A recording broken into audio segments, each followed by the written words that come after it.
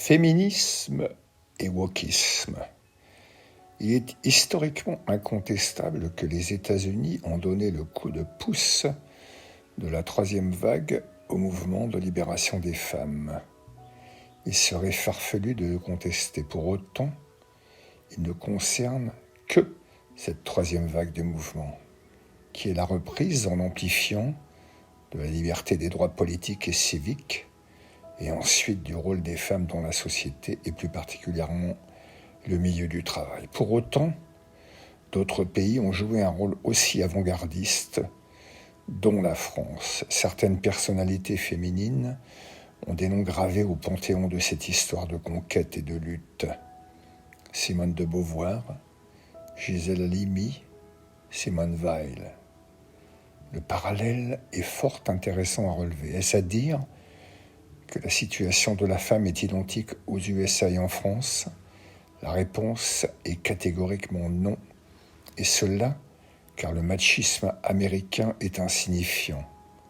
L'homme y a déjà subi sa déconstruction au sens des féministes américaines contemporaines, sauf dans certains États aux mœurs fortement traditionnalistes et rigoristes tels l'Utah et quelques autres. Pour le reste, la femme américaine est totalement indépendante, même si les inégalités salariales subsistent à certains niveaux hiérarchiques. Se souvenir du combat de l'équipe américaine de football féminine déjà citée, avec à sa tête Megan Rapinoe, en 2019, qui a convaincu le nouveau président américain Biden sur le dossier d'une parfaite égalité salariale.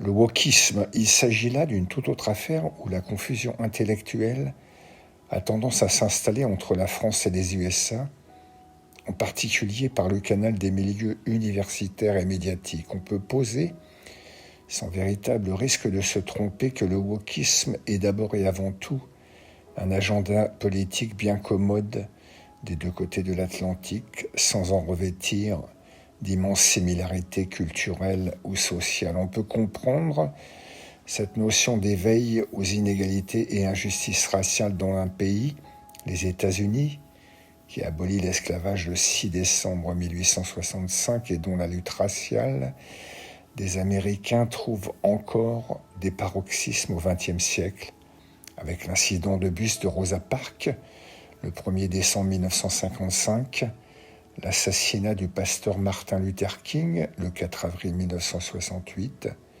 la mort de George Floyd, le 25 mai 2020. Le wokisme ressemble à un chat qui se mord la queue.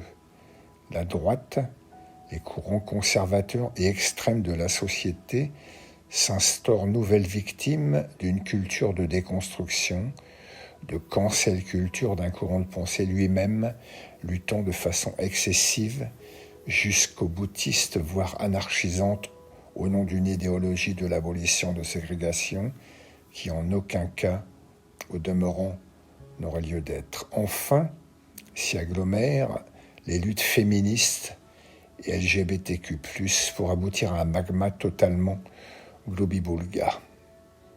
Le sujet méritait toutefois d'être évoqué à ce titre unique, car nous y reviendrons dans un chapitre plus largement consacré à la gémellité franco-américaine et ses travers.